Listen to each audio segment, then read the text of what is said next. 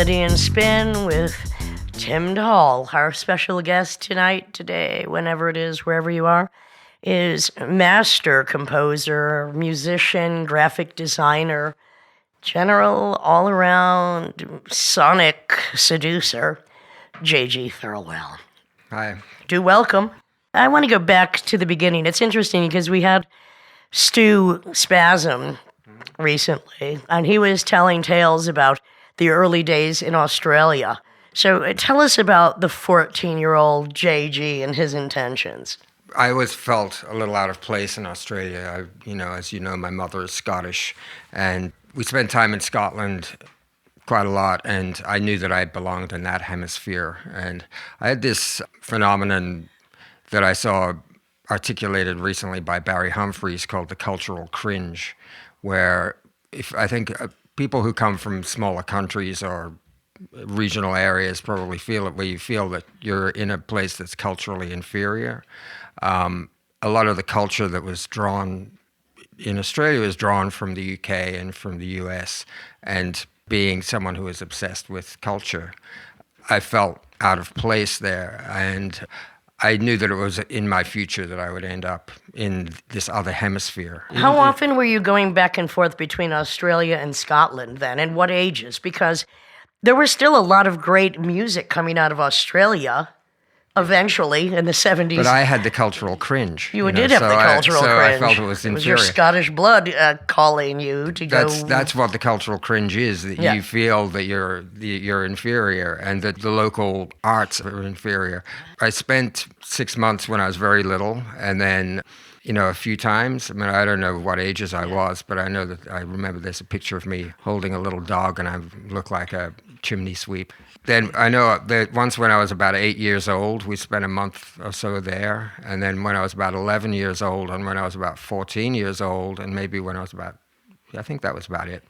But at 14, did you already know? What age do you think you really knew that's it, I got to go and I'm going to do what I do? Because we would pass through other countries on the way there and back. So I'd been to London many times, and by the time I was 11, I was slavishly reading the papers. And what were the music papers? Were they the British music press that would be down there, like Melody Maker, New Enemy, Express, Melody Sounds? Maker, Sounds. I wonder how the two of you connected, because you had the cultural cringe as well. I mean, you can have one from your bedroom in the suburbs. Culture cringe. There you go.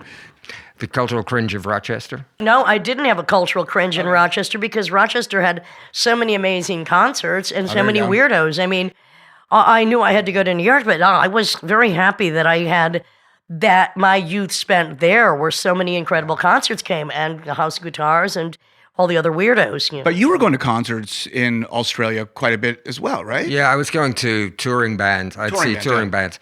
That was my world. I disappeared into music, from quite an early age. And what were your first, what was your first exciting musical experience, your first records? Well, the first band I ever saw was the Monkees. That was in 1960. Very bizarre. I was 8 years old, 1968. Okay. The first Davy Jones you really liked, right? Right, exactly. Because you fell in love with the other one. Yeah, right? It was a big... right. Then you mean David Bowie? Yeah, David Bowie. Yeah, he had to change his name because of the Monkees. I don't blame him. Yeah. Then some of the first records I had were like prog records, and then which I want to talk to you about. Say Jethro Tull, Thick as a Brick is like a very early. And didn't you see Rick Wakeman's Journey to the Center of the Earth? Yeah. I always wanted to cover Aqua Lunch. Yeah. No, I didn't. Of course, I was obsessed with David Bowie, Alice Cooper, Roxy Music. I want to go back to David Bowie for a minute, because I think also what people don't realize is how influenced I was by David Bowie, which to me seems very apparent from my musical schizophrenia. What first Bowie were you into?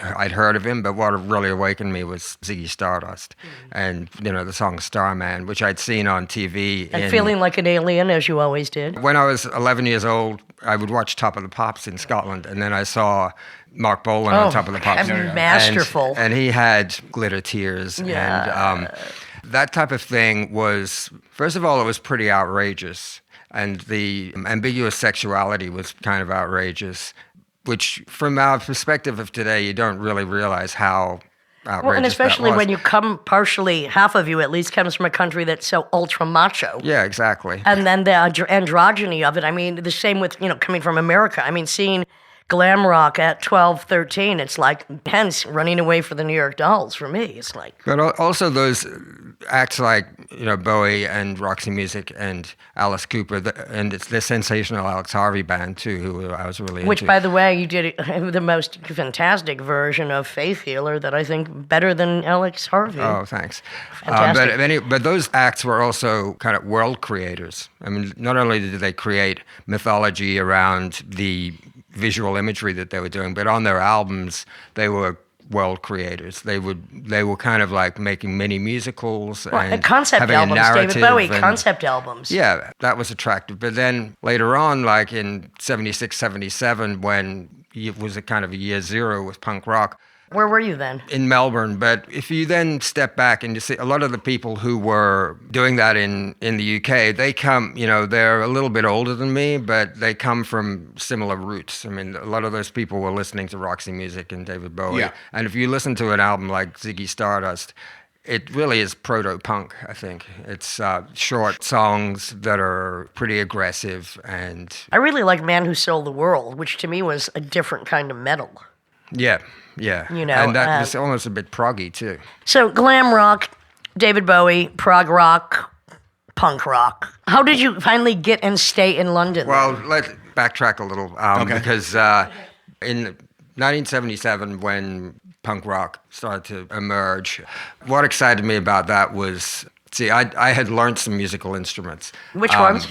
Cello and percussion, and reading and trying to read, So okay, because I want to talk about that later, because I always thought of you as a self-taught musician, but okay. Well, then I'd rejected playing those things because it was the worst teaching methods possible, which is take a few lessons and, I didn't really have my head around sight reading, but then put you in the orchestra. And so I'm in the orchestra trying to play percussion cello. Or on cello? On cello, and I'm trying to play, and, within like halfway through the first page, I'm lost, and that I have to sit there, and then the concert plays out. So intimidating and so embarrassing that, I just didn't want to do it. And this is like a shitty way to be teaching musical someone cringe to play. Factor. Yeah. So you I weren't stopped playing okay. that. Okay. So anyway, when punk rock started to emerge, the message was that you don't have to be a virtuoso to play an instrument. It's really more about ideas. And then that's where I bought a bass guitar, taught myself bass guitar, and then started to go and see local bands in Melbourne. And there was which bands?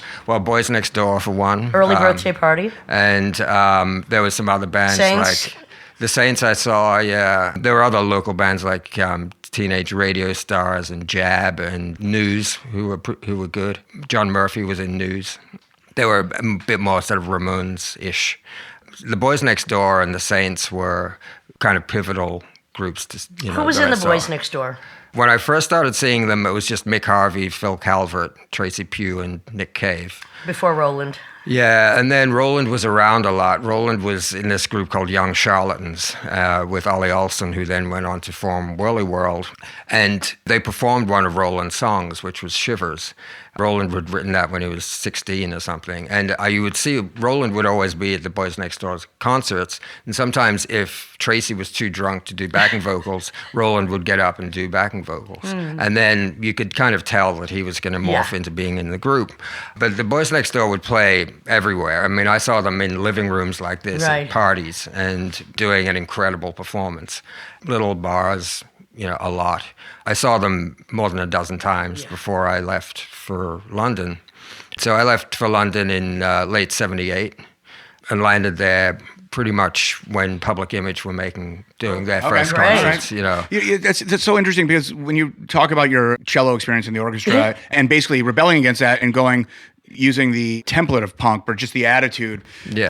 But yet you never really abandoned your love for this more virtuosic music. A lot of times when people make those transitions, they basically turn on it and they don't look back. So you didn't have any resentment towards those worlds. You just kind of ran onto this new trajectory. When punk rock came along, I didn't throw out all my prog records. Did you hide them? Still hasn't. Yeah. Still hasn't. No. All right, so how did you get the money to even get to London? I think I got it from my parents. Nice. And I told them, I'm going or you're dead. I told them I was going on vacation and that I'd be back in a month. And But you had no intentions. No, I had no intention of Hell coming no. back. I packed my bags. Why would you go back? brought like a bag of like 50 albums with me. And they said, why are Wow. you taking those albums with you? But I knew I had no intention of going back. And as soon as I got there, I got a job.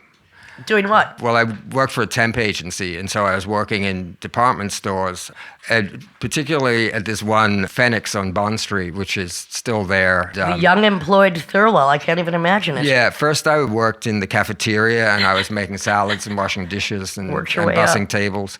Then I collected the garbage from the different departments, and I had my own little room in the basement with the trash compactor, and I would compact the trash and take it out. And then I worked in the receiving department, so the dress shipments would come in. I'd run down the stairs and Did take you ever them to try the out dress any of the department. dresses? No, I didn't need to. Well, you were into glam. I don't get it. Were these under the table? How did that work? All the visas and all that stuff? No, because I had an Australian passport, that's part of the Commonwealth, so I had a patriality with the UK.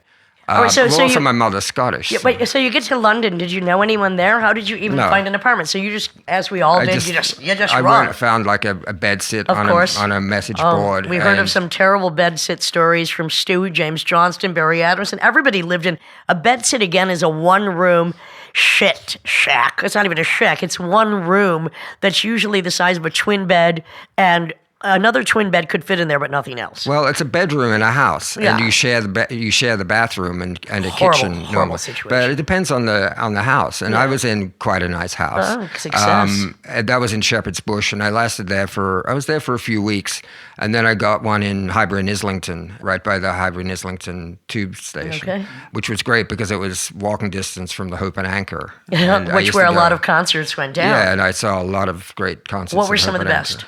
This is 78, 79 now. Joy Division. Oh, amazing. I saw in front of like 17 people. Yeah. Who else? One of the first shows I saw in London was Throbbing Gristle, which was in January 1979. Did you know about them before you saw them live? Yeah, I'd heard of them, yeah. Okay. How good or awful was that? That was absolutely amazing. Okay. Right, wow. Yeah, absolutely amazing. What are their high points? It was at the Centro Was Iberico. Sleazy involved? It was all four of them. It was the okay. four classic members. It always was in Throbbing Gristle. So they played at the Centro Iberico, which was an anarchist center, which was in an old school in West London. And it was a freezing cold day. There was no heat in there. And they started playing before the audience could all get in. So you were waiting in line to get in, but they were already playing. When everyone got in, they locked all the doors. You couldn't get out. They put out foul-smelling gas. And then they had castration videos behind them, which was a fantasy revenge, apparently about someone that had raped Cozy. And it was the most confrontational, incredible performance. Throbbing Gristle, Joy Division. Give us a few more names. Wire. Well, yeah, Wire. Wire was incredible. amazing. I used to go and see Monochrome set a lot, Essential Logic. Magazine. Yeah. This Heat. What's that? Yeah, the pop group. Pop group were a bit later.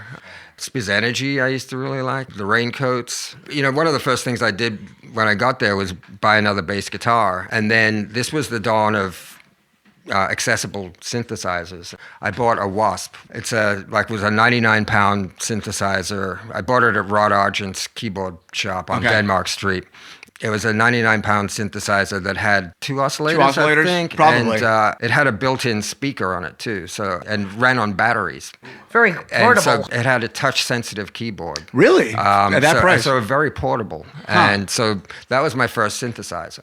So I started making little tapes. I was swept up by the energy of punk rock, and I got burned out on the music of punk rock pretty fast. Well, yeah. But so did they. But I was burnt out on it the first time I heard it, but go ahead. If punk rock was the Big Bang, and then the universe started expanding, and then the people that were motivated about being liberated by the tyranny of being able to play an instrument, but could use an instrument to do whatever they wanted. It's so interesting. Were creating very exciting music because they were relearning the architects of their own sound. Reinventing, actually. Yeah. Through other sounds. Yeah, which is really kind of what Lydia was doing too in New York with Teenage Jesus and No Wave. Whatever your first single was, I mean, your sound, you had the energy of what came before, whether it was prog, punk, or glam, but you did configure your own sound, which right from the get-go was uniquely your own. There were some other factors that came into what led up to the first Fetus record, one of which was being in a group briefly for 9 months, which was called Spec Records, which was formed out of the ashes of Pragvec, who was a band that I'd seen a couple of times and I really liked. They'd put out a couple of singles, and I was squatting in West London, and that's when I was living for a while with Keith Allen, who you met. The comedian? Yeah, the comedian. I don't remember meeting him, but You met him because he remembered you. Well, that's kind of him. So anyway, Keith, I would be in my room making little tapes by then I had a Korg MS-20 as well. And he said, you've got to get out and be playing with other people. You can't be sitting here just making these tapes. You got to go and meet my friends, Sue and John from Pragvec. They're starting a new project. So I went over and met with them and started playing with them. And then we made an album under the name Spec Records. It was called No Cowboys. It was kind of cobbled together. I wasn't on every track. There was some... What, we were playing bass then? I was playing keyboards and making sounds. But people noticed you then because you started collaborating with other musicians from this, right? That wasn't because of that. It was. Okay.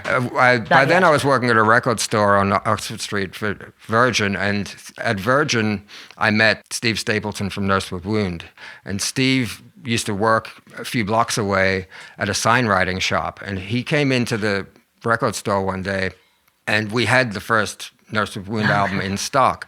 So he said to me, "Have you heard this album? What's it sound like?" That's funny. And so I said, "Yeah, I've listened to it. Yeah, it sounds market like this, research. blah, blah, blah, blah." Yeah, I described it and so on. And so he was kind of impressed that I'd listened to it. And so we started talking. And then it turned out, then I was, I'd been playing with stuff. And he had recording time booked at a small 8-track studio in Shepherd's Bush every Friday night. So he said, "Do you want to come down to the studio?" So I started to go to the studio with Steve. Working and hanging out with Steve Stapleton was extremely revelatory and influential to me because he was beyond punk rock of picking up an instrument and not knowing how to play it. He didn't even use instruments. He used anything that made a sound, and it could be a table or a chair or found sound or a broken alarm clock or whatever. And then he would record it and then manipulate it. And by the time that he was through with it, it was unrecognizable. And he also had the most incredible record collection that I'd ever seen. And I would go to his place and he would play me stuff, which was the most arcane, weird, avant-garde stuff. And that really opened my eyes a lot to contemporary classical music too. And I started digging deeper into that at that time. And that led me to, reading the writings by Cage and Stockhouse and people like that. A lot of those factors, along with the glam rock and prog rock and punk rock, they were all colliding at the same time. And so a lot of the ideas of Cage, for example, are on, these early Fetus records, and on the very early Fetus stuff, I'm using tape loops, and this is because it's and let's talk about those early Fetus recordings, because this is before sampling, and you were using some kind of cut-up almost, it seems like. How were you even composing these things? How were you composing them? I'd compose them in my head and write them down with arrangements, like numerical arrangements. Yep. So I'd say, 8 bars of this, 8 bars of that, 16 bars of that. Have that written in my notebook. Then when I go to the studio, I'd put down a click track, and then I'd count along with it. I put down a counting track, too, of me counting and saying, okay, this section, this section, this section. And so I had something to listen to in the headphones, and I knew where I was, and I didn't have to count. Okay. So then I would slowly start building stuff up. And so since I was only using an 8-track, I had to, in advance, decide what order I was going to record things on, because when you're recording on an 8-track analog, you had to leave one track to bounce over because you can't bounce on adjacent tracks. So say I might do 6 tracks of backing vocals before the pieces even started, because I knew that I needed 6 tracks. So I'd do that, and then bounce them over to one, and then do 6 tracks of percussion. And then bounce that to one track, and then build up like that. But I had it all kind of figured out in advance. But the Thirlwell system. But as you did overdubs, then I'd sort of hear, well, that suggests something else that I hadn't thought of. And so you would sort of follow that path too. But also, I had I would prepare cassettes in advance too. So I would have cassettes of source material. Template, so it would be sound effects or clips of found sound or clips of dialogue and things like that. And then I would make tape loops It was like sampling Pre-sample. Before sampling. sampling. It was cold So the sampling. question is, was there a satisfaction? Because I would have to assume that this didn't always work out the way you intended, and then it's like Houdini coming out of the straitjacket. Like, I mean, you have to be really clever, and sometimes something even better comes out. It took me a while to be able to steer it. Okay, yeah. Where I got what was in my head out onto tape. The first Fetus album is full of things. What is the first Fetus album? It's called Deaf, and it's full of stuff where I didn't quite nail it. Then people hear it and they think that's what it is, That's so and funny. so that's the conclusion you were supposed to make when it wasn't necessarily the conclusion you were But the filter of supposed the to make. instruments, it takes so long if you're playing an instrument, and this is your instrument in this case, before the filter is not dominating the connection between the brain and the final expression. And so, that makes total sense. But it's a very, very different process, because when I came to make records, it was because I wanted to make a record, not because I wanted to be a musician or be in a band. It was because I wanted to create this artifact. I wanted to make this piece of art which was a multiple, but everyone could own an original. I would learn the part that I needed to overdub, play the part onto tape, and then put the instrument back in the box. I'd never wanted to be a proficient musician. I didn't want to be a musician. I wanted to be a composer and a record maker. And then, of course, you became a performer with alter egos. So Yeah. So we were saying before about these archaic, not even tools that existed, that you kind of had to create or find a way to get the sound out of your head onto a recording, which eventually the tools were then available to you. But you still had there must have been a learning curve for you. Like, you knew the sound you wanted to make. It's so dense, it's so elaborate, it's so multi-layered. I mean, what was that procedure after the initial, as I call it, cut and paste, which I know it wasn't, but... One of the things is to be audacious enough to go and create what you have in your head without really knowing what you're doing, and experimenting, and having someone, an engineer who's patient enough to that's go along huge. the ride with you. But I had no money, and so I was working who's really paying fast. for this? Who's paying for all this? I was paying for it, but I was like working in an 8-track studio, which in those days was maybe £8 an hour, £10 an hour. I would record a song in a morning. I was working so fast because that's how I budgeted it. Yeah. And then once I made the first single, Fetus Under Glass, I'd sold out of that quite quickly and used the money on that to make the second single, and then sold out of that quite quickly, and then used the money from that to make the first album. When do you think that as Fetus, you had your singles, you had Deaf, Ache. What album really do you think you finally...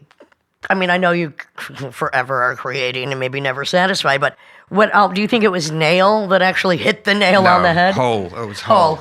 We're going to bring Weasel Walter in for... do you have any Hole questions? Hi, everybody. I just feel like on Whole, your third album, that the tone of the work shifted from being whimsical to a more epic Sturm und Drang, like a more serious and more heavyweight. And I'm just curious, like, did something happen to you? I think that's interesting. I think that evolutionarily, that had started to happen on my second album, Ache. And yeah, I agree that it did get more epic, and there was a conceptual backbone to Whole, which was the 5 songs that are on side 2, which are all hell-related, with names like Satan Plays, Cold Day in Hell. I had conceived Hole, those the Hell Hole in advance. One of my favorite rides at Coney Island, by the way. And so, but also Whole was the first album where I really had, the tools to do what I had in my head, which is because I got involved with Some What year Bizarre. was that? I was recorded in '83, and that's when I got involved with the label Some Bizarre, and I got into a 24-track studio. How I met J.G. Thirlwell was by reading a press release. I don't even know how I got a hold of it, that he wrote for the birthday party. And I'm like, I have to meet this man, being a fan of writers, not knowing he was a budding master musician and composer. Well, I'm sure you know how you got hold of it, because you were hanging out with the birthday party. Yes, but why would I ask for their press release? I don't know. Anyway, maybe Roland just said, hey, look here, whatever. Maybe it came with a record or something. Well, I was living with Mick Harvey at the time, and of course, and I knew who Lydia was. Why? because I had no New York when it came out. And, how cute. And did you think I was cute? Oh yeah, absolutely. In fact, Cute criminal? I also had Queen of Siam. Oh, you must have thought I was gorgeous. And I had wow. the poster from You're Queen blushing. of Siam. Whoa, wait a minute, back on up. the wall of my room, which was this picture. I mean, manifest destiny. It was a poster, which you probably remember. Oh It's my like God, the atomic bongos. It's a pink room, and there's like full of toys. Toys, yeah. So that made you know I was a player of toys. Yeah. So why? It was a great album. So you were looking at my poster, and I was looking at your press release. Yeah. And I'm like, I got to meet this guy. This was still in London. This was in London. Well, I ran away from Los Angeles, a brief period in New York, to London to chase after the birthday party, and also because I had some shows set with 1313, who I fired right before we went off because they were crybabies. But anyway. So then and actually, Thirlwell saw my show, The Agony is the Ecstasy. Yeah, I was there. Yeah. Wow. Mick Harvey introduced me to Lydia one night at the Venue, I believe. The Venue, and the Venue in London. Yeah, it's called The Venue. And you said, well, you need a press release. Would I write this press release? And what a seductive one. What an opening. Here we go. But she didn't know I did music. And by the time that I went to visit her and we talked about what was going to go in it, she still didn't know that I did music. Had you locked eyes before this came? Look, the minute he walked in, I had designs. He might have been a graphic designer. I had designs. I don't know about that, but anyway. Oh, I do. Oh, very. Excuse real me. graphic designs. I'm just going to say this. Sit on the couch with me for about 2 minutes. We'll see who's a designer and who's a graphic designer. Well, anyway, so everybody loves a little frisky critter. Okay, excuse me. Was it slow motion at that point? You lock eyes? In the course... Excuse me, lock thighs. We're sitting on the couch. Hang on. Well... In the course of recording, I think my second album, Ache, I needed brass on it, so I borrowed a saxophone. I taught myself saxophone. Nice. And so I was this kind of budding one of the few saxophonist. people knew that played saxophone. And so Roland Howard was going to go on tour with Lydia playing the In Limbo material in Sweden. And I believe he was going to play saxophone. No idea about that. And he dropped out. And so I got drafted to do these. That's what they call it, drafted. Monophonic, or did you like overdub and do like a whole horn section? This was Live. So by the way, In Limbo, a record that I created with Thurston Moore, Pat Place, Richard Edson, Christian Hoffman, I wanted to make one of the slowest records ever made. Anyway, a real crowd pleaser. So at the time, Lydia was hanging out with John Tottenham.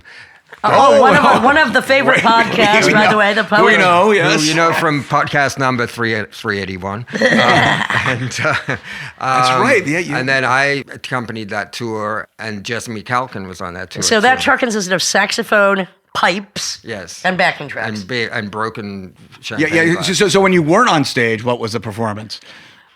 For us to know what you'd just dream about. I remember coming off stage at one of the shows, and John Tottenham had somehow broken the sink in the backstage. And was covered in blood. What I also wanted to interject here is, okay, you have your own multi-dimensional creations, which are so dense, and even though we did eventually end up living together for, I believe, 7 years, I still could never figure out exactly how the fuck you did it. But I think that we created some of what I call the earliest illustrated word stuff I did. When I say illustrated word, I mean spoken word with some music.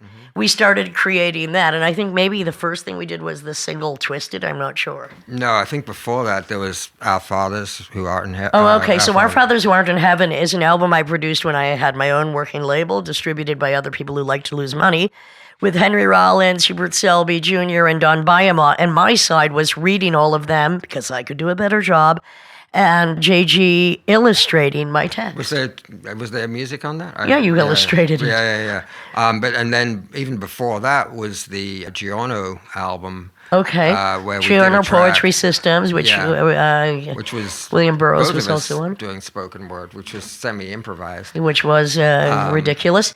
But I think the pinnacle of our illustrated word was, of course, the Stinkfist EP. Not only one of the best rock covers ever done, let's face fact. And Stinkfist is?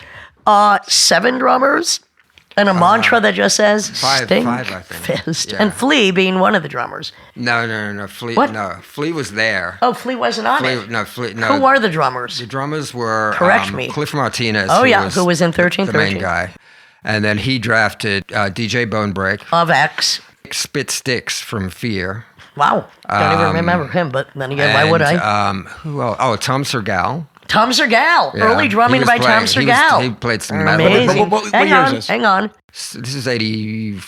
Well, the first version of Stinkfist was done like around about the time of the Immaculate Consumptive tracks. Because I thought we were invited to go on tour with Neubauten, but that fell through. Yeah, and then because we would have blown them off the stage. Well, then we redid it in about 84 in LA, and then we recorded it at... Why did we even decide to do it? Because we had done that... make a record? We had done that backing track, and then I think we to did Stinkfist. it to Stinkfist, and then I think we did it opening for Swans, maybe. There was a lot of cross-pollination. Okay, well, Swans to at me, this time. it's Meltdown, the B-side, which is the pinnacle, still to this day, of my illustrated word career, because it is basically a dystopian opera Yeah, it is of operatic. nightmarish concepts. Beautifully illustrated by her compositional skills. But so we toured with Stinkfist a bit. How do we do that? Well, we expanded the set, and we made some more backing tracks with Norman Westberg from Swans. And you always tell me something I don't know about myself. And so it turned into like a 40-minute set, and then we hooked up with Cliff Martinez, and then so live we did it with live percussion and you and I on vocals, and I don't know if I played some other. All right, so tell us about the police shutting down the Portland gig. I did remember that at one point, we were playing in a church, I believe. Yeah. And Cliff Martinez is playing a 55-gallon drum. Right. And at one point, somebody's in it, and he's rolling it around. Right. The promoter comes up and says, "You got to get off stage. The police are coming." I'm like, "Oh, really?" Because they heard reports of some woman being tortured. Really, it was some woman torturing everybody else. That would have been me. But we had to flee the stage at that point. Yeah. How many shows do we do with that? I don't even know how we got those Well, there shows. was probably 4 on the West Coast, All but right. I don't remember where else. But we were already in New York at this point. It must have been. Yeah. So then Tim was asking about the Immaculate Consumptive, which was me, you, Mark Almond, and Nick Cave. Nick Cave. Well, I know how that came about. We were standing all around. I don't even know why, at a venue. I don't know which one. The Batcave. I just said, I think we should all go to New York for Halloween. I thought you'd already gotten the offer. Well, you know me. That's what I wanted to ask you is how did we even support ourselves back in the day? And was this the springboard for you? Because I would like to talk to you about you moving to New York. Was that the Yeah, springboard it was. for you in New York? It was absolutely, yeah. I mean, the way I remember it is that Lydia got an offer to play at Danceteria Because I was on so Halloween. popular. And she put this, then she proposed it to myself, Mark Almond, and Nick Cave. And everybody said yes. Did you know Yes, Mark I did. first, or did you know Mark first, or just both mutually knew I think him? you, knew, maybe. Yeah, I knew Mark through the Because you Some played Bizarre on scene. he was on the same label. Yeah. Mark Ullman took me in when I first got to London for a while. He was very Yeah, kind. and Mark And also gave me my first hit knew of Lydia ecstasy, Lunch. which Yeah, was yeah, yeah. amazing. And he was already pretty successful at that point, correct? All right, this is all post-Tainted Love. Yeah, exactly. And it was kind of a vaudevillian cabaret because we would all just go. I mean, what was unusual about that specific period is how many shows we were doing. I mean, it predated all these people with their dumb computers on stage doing nothing. We had backing tracks, but we were actually performing. And I think there wasn't that many people doing that at that time. It's like, look, we're going to use what we have in order to do some shows. Besides Fetus, had a lot of the other alter egos come about Well, at that Clint point? Ruin. You have a bunch of them, and on different records and collaborations. And Let's talk about Clint was Ruin. how did that start brewing, and when did that start really? When did expanding? Clint start wearing your pants? Well, what happened? All the early Fetus records for the first 10 years were under different variations of the Fetus name. The first one was under the name Fetus Under Glass, and the next one was You've Got Fetus on Your Breath, and it was Philip and His Fetus Vibrations, Fetus Interruptus, and so on. When I started on the early singles, I didn't want to present myself as the artist. I wanted to be able to be a representative from the label, and kind of influenced by the residents, I wanted to disappear behind the title. So I wrote this press release saying that Fetus Under Glass were two Brazilian statistics collectors and their pen pal from Athens, Georgia. And I put that in a press release, sent it out, and discovered that everyone reprinted it. And so it was so instant to make this mythology. Yeah. So when You've Got Fetus on Your Breath came out, I said it was like they'd thrown out the guy from Athens, Georgia, and it was a 7-piece band. And at that point, I named everyone in the band. Oh, okay, there was Philip Toss, there was Clint Ruin, Wade Banks, Bubba Kowalski, So, I mean, 7 people. And then those names started to pop up throughout. So when I went to perform live, it was Clint Ruin, one of those people that was in You've Got Fetus on Your Breath. Clint, you wore a lot of black eyeshadow and white fishnet shirts. By about sexy. 83, it was too difficult to keep this mythology going, and not very interesting to keep it going either. So, Clint took over? That sort of fell by the wayside, but... Well, the 60s and 70s But had I'd a lot already of it. planted the seeds of confusion at that point. Okay. So people didn't know if it was a band or a project or what, and then I performed live, and then I didn't have a band, then I did have a band. So you're saying that I guess wasn't they beneficial. recognized you once you had all your clothes off on the cover here we of go. Stinkfist as the real Oh, boy. Clint Ruin. There's no hiding behind anything there, honey. Uh-oh. Yeah, We're there going was into that zone. there wasn't even a fishnet shirt to hide behind that. I think Clint Ruin really came into full fruition on that cover. Let's just face fact. Right. Oh yeah. Well, I mean, you guys come go into the on. details, or you can... Well, come on. How many boys had that picture in their bedroom? I'd like to know. You can Look write out. me at... Well, no, you can't. Don't worry about it. Nail, actually, was a very defining album for you, I think. I think the sound was really fully established there. I don't know. That's my opinion. That was the first album where I used sampling extensively. And sampling, Technology had caught up with your ideas. What year was this? That I started recording it in '84, and it came out in '85. Were you using emulator? What sampler were you using? Fairlight? Oh, you had access to a Fairlight. Yeah. And some studio or Yeah, you it was in didn't a own one? studio. It was in okay. a studio, but a lot of it's on Fairlight. But the drums are played live, one track at a time. A lot of people think that Whole has sampling on it, but that was elaborate systems that kind of emulated sampling, including tape loops strung all over the studio. And then I was replacing some of the sounds with a digital delay where you had a lock-in, like 1 second or something like that. You could replace snares and things like that. 1 second. So Yeah. The Immaculate Consumptive was Halloween 1983. I stayed on at least until January or February at that point, and then went back. I was going back and forth recording, and around about early 84, Lydia and I got an apartment on 12th between A and B. Well, let's just talk about that for a minute, because it is a building I'd lived in twice before, and I felt this is a karmic curse. I'd lived in the back building, which was 2 abandoned buildings on either side and 6 feet of garbage. Moved to the front building. Then we lived in the storefront. Yeah. And it was a little black box, like a playhouse. And I do believe we both almost went completely insane. Yeah, it was 511 East 12th Street. And then some years later, I went to this restaurant, Old Devil Moon, and I was sitting in there, and I realized I used to live here. That was it was... We had to eventually get out. We had to get out of there, and I guess it was Spanish Harlem next, because we had to go where we could afford. It was Spanish. Well, it was Spanish Harlem, because you wanted to get out of the East Village because Can you you couldn't blame stand me? running into people all the Hello. time. Well, Bob was saying that you guys would host little parties and Lydia would cook for everyone. I and still all do. that. That's the way it happens. Yeah. So anyway, so then If the anybody next, wanted to see, I knew that not many people would want to come up to Spanish Harlem. That was another one of my plans. Keep the dinner bills low. But the next stop was Spanish Harlem. But we were in Spanish Harlem before I finished Nail, because I remember it was 331 East 109th Street between 1st and 2nd, and above a laundromat.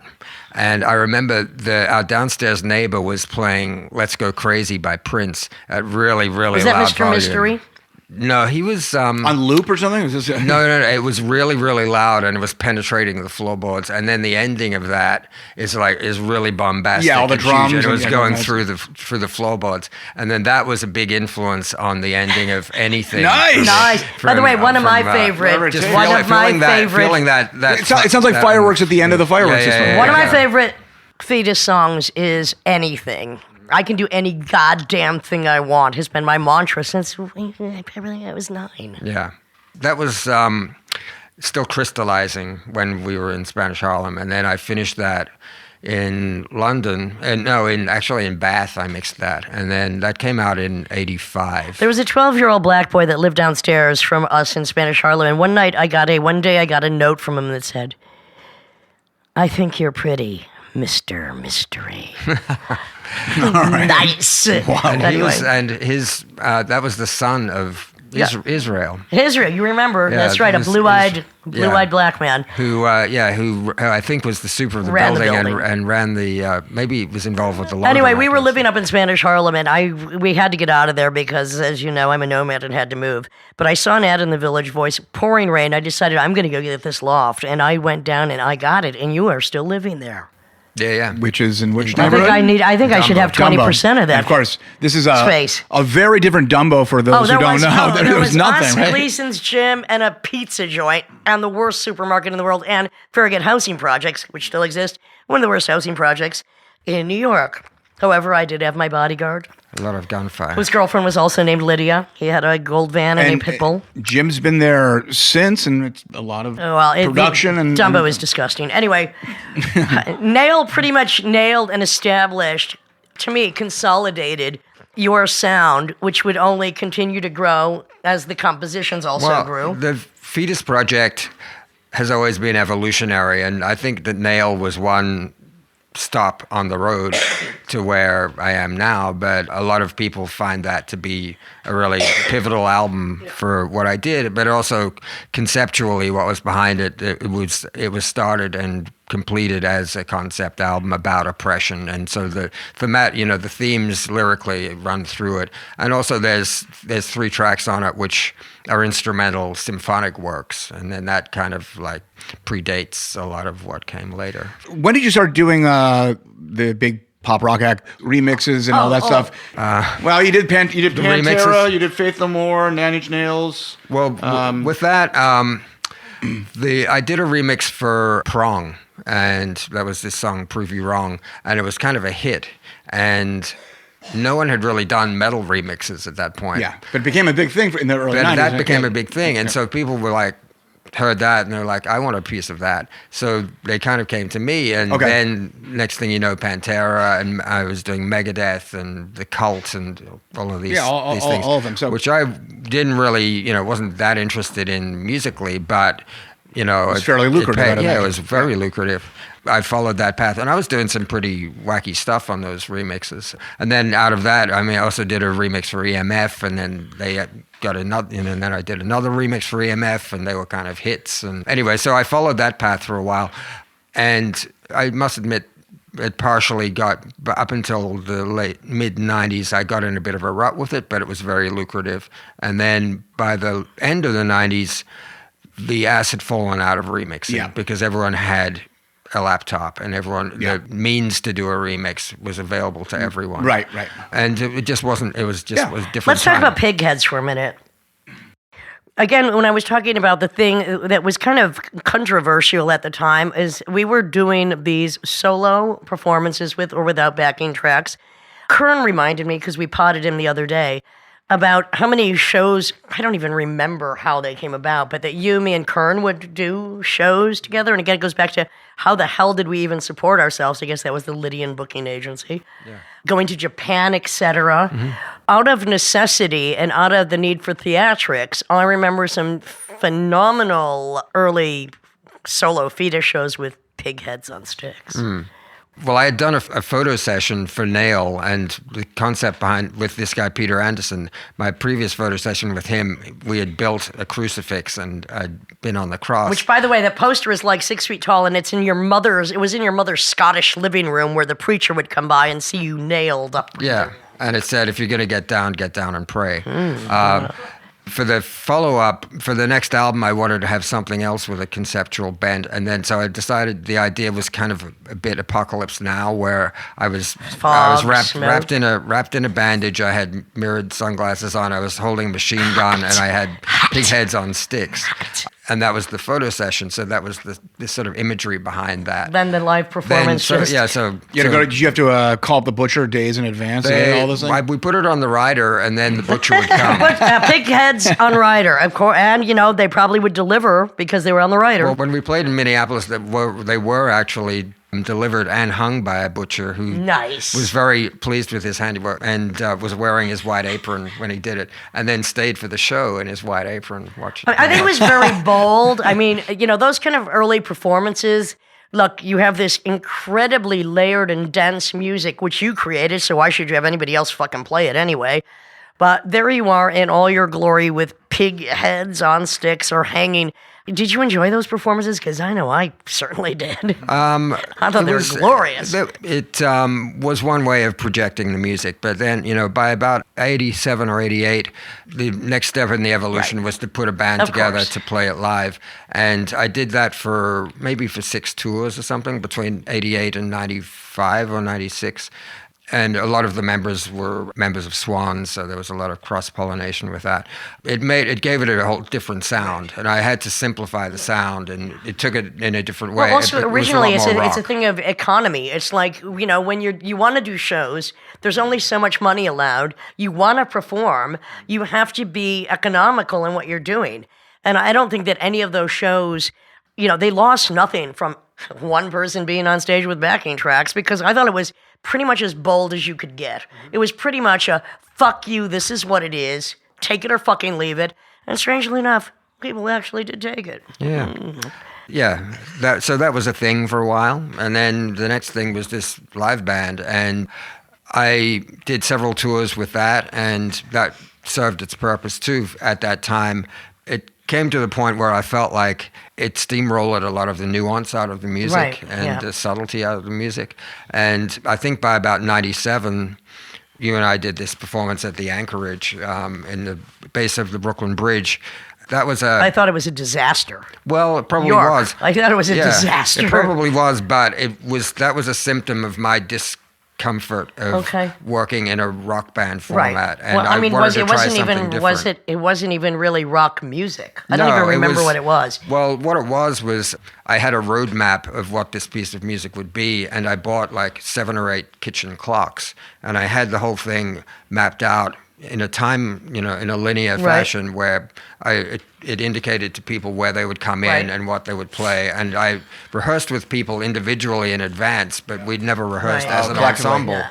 And so I cued everyone in, and it was what it was. Right. Look, you have to experiment, because unless you take a chance and experiment, and I think that's what a lot of those early shows, like the shows I did with Roland S. Howard, which the birthday party completely poo-pooed.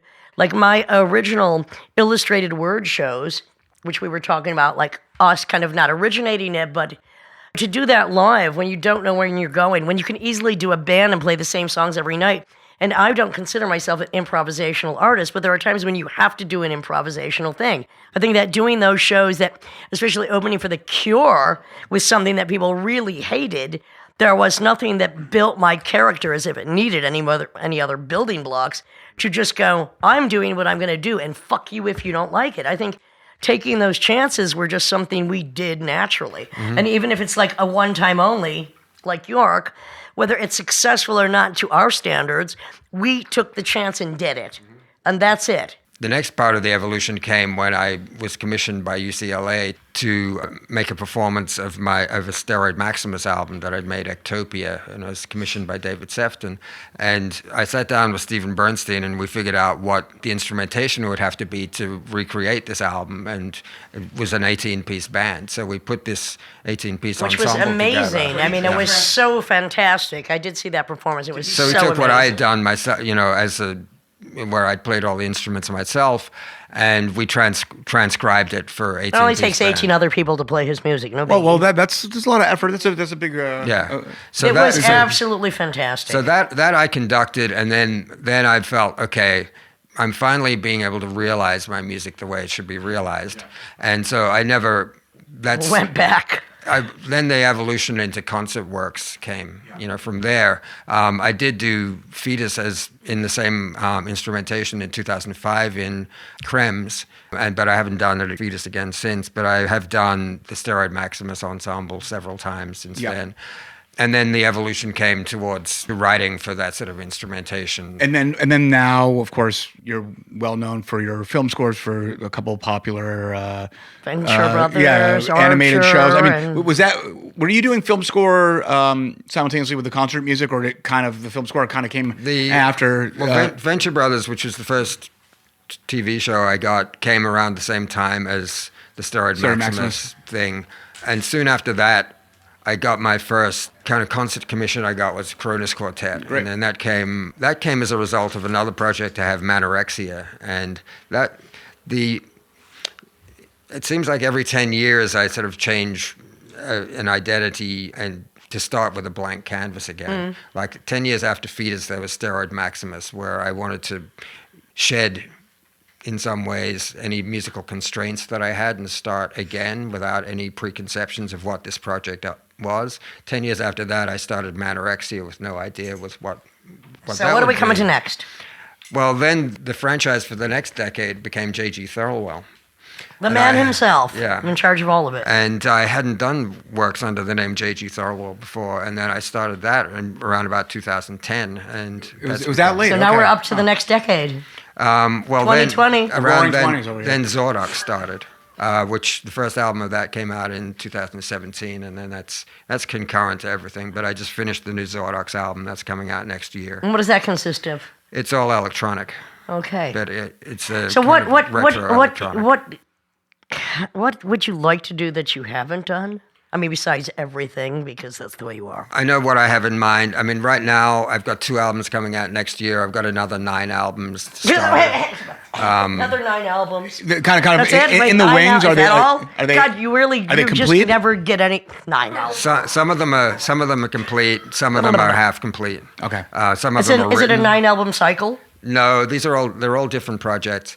But for real ambition stuff, that's got to be an opera and symphonies. That's really where I want to go.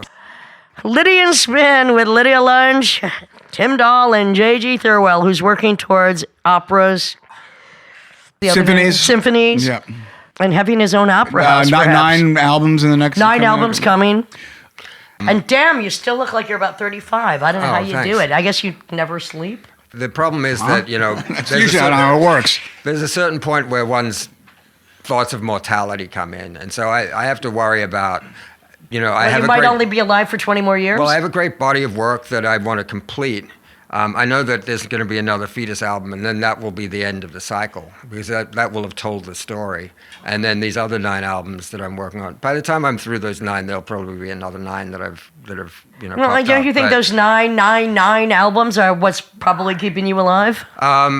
Well, that's You have too much work to do. You can't die. those are the marks in Sleep the when sand you're that I want dead. to leave. I mean, I'm not. Marks in the sand are what's coming next. Because if you left a mark in the sand, your collection would be taller than I am. Well, I think you're going to. I know. Okay, I'm not that tall, but however, it would be Roar. taller than I am. Well, I think you're going to complete them. It's like Stockhausen's. You don't look like you're dying Light to me. cycle. You don't look like you're dying to me. So I have a question for you. If we're wrapping it up a little bit. We're wrapping it up. Before I tie you to the chair, Tim Dahl, and put duct tape where it hurts the most. Whoa! Hello. I'm sorry. That is that comes going to be the snack break comes we're about later. to have? That comes later. All right. So You're going to be snacking on duct tape if you don't watch it. Now wrap this up, right. please. So as Australia burns to the ground, do you still hate it, or do you have a little compassion for that place? no, Pity the koala. I've forgiven Australia. You've forgiven, In all right. fact, I think that's culturally Australia. There's a lot to offer. I was just too immature. to Financially, appreciate they it. have a lot to Alright, offer okay. me because we're going there all the time. I think you should reinvestigate your roots, my friend. I mean, they seem to put up the ducats. Well, I am But- playing there in August. Well, All right. I can't say I'll see you there, but I'm sure it's going to be absolutely fantastic. This is the Lydian Spin with Tim Dahl, J.G. Thirlwell. Buy every one of his you'll go broke. Don't worry about it. Just go downstream them or upload them or whatever you fucking do. I don't know. Send him. You got nothing he Send him wants. money. You know what? Why bother? You've got nothing he wants. Would it be enough? Huh? Well, once again, I've dumbfounded the penis gallery. Lydia Spin, Lydia Lunch, Tim Dahl, and J.G. Thirlwell. Thank you very much.